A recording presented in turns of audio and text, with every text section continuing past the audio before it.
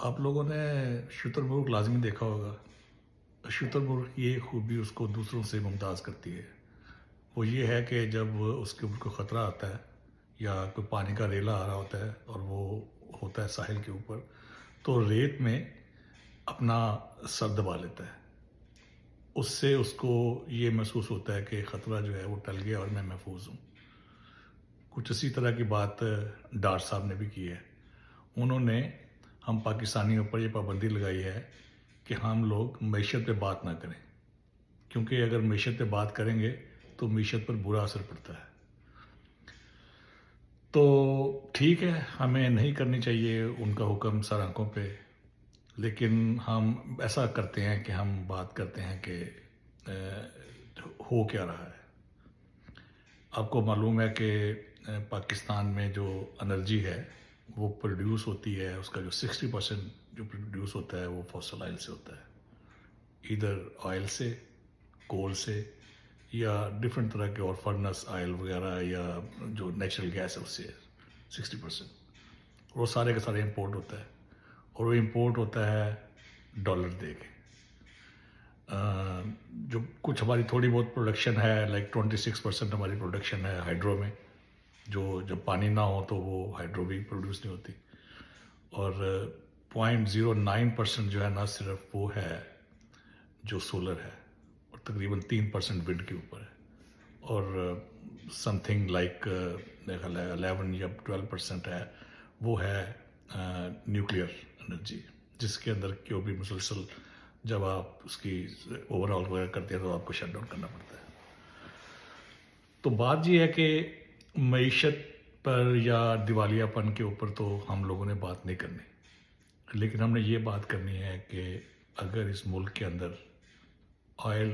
Gas, کول خریدنے کے لیے پیسے نہیں ہوں گے تو وہ الیکٹریسٹی پروڈیوس کیسے ہوگی؟ جب الیکٹریسٹی پروڈیوس نہیں ہوگی تو ملیں جو ہیں وہ بند ہو جائیں گی اور سارا پاکستان تاریکی میں ڈوب جائے گا۔ اب اگر سارے پاکستان میں تاریکی ہونی ہے اور ہمارے گھروں کے اندر ہم دوبارہ قرون وسطیٰ کے زمانے میں پہنچ جائیں گے، جب لکڑیاں جلا کے ہم کھانا بنایا کریں گے، اور جو ہے جو شمع جلا کے رات کو اندھیرا دور کیا کریں گے، تو اگر وہاں پر ہمیں آپ لے کے جا رہے ہیں تو آپ کہتے ہیں کہ ہم معیشت پہ بات نہ کریں، دیوالیہ پن پہ بات نہ کریں۔ چلیں یہ چھوڑیں، انسان چلیں نہیں بھی ہوگی لائٹ تو کوئی بات نہیں، لیکن آپ کو پتہ ہے کہ کھانے کا آئل جو ہے وہ پچھلے سال پاکستان نے تقریباً 4.9 بلین ڈالر کا بل تھا کنولا اور پام آئل کا، اور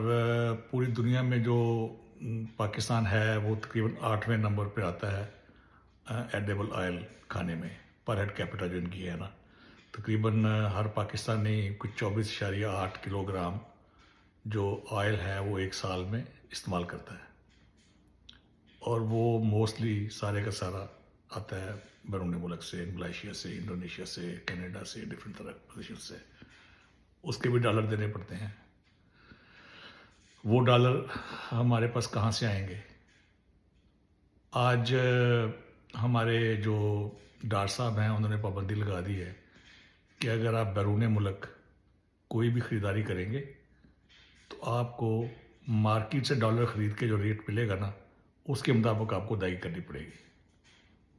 اگر آپ نے کسی کی فیس دینی ہے، اگر آپ نے وہاں پر کوئی ٹریول کر رہے ہیں، آپ کسی میٹنگ میں گئے ہوئے ہیں، کانٹیکٹ لینے کے لیے گئے ہوئے ہیں، یا کوئی اور ریزن ہے، یا میڈیکل ریزن کے لیے گئے ہوئے ہیں،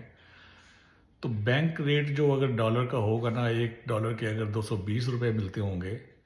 تو مارکیٹ میں اس وقت 60 روپے کا فرق ہے، تو آپ کو 280 روپے کا ایک ڈالر خریدنا پڑے گا اور پھر اس کی پیمنٹ کرنی پڑے گی۔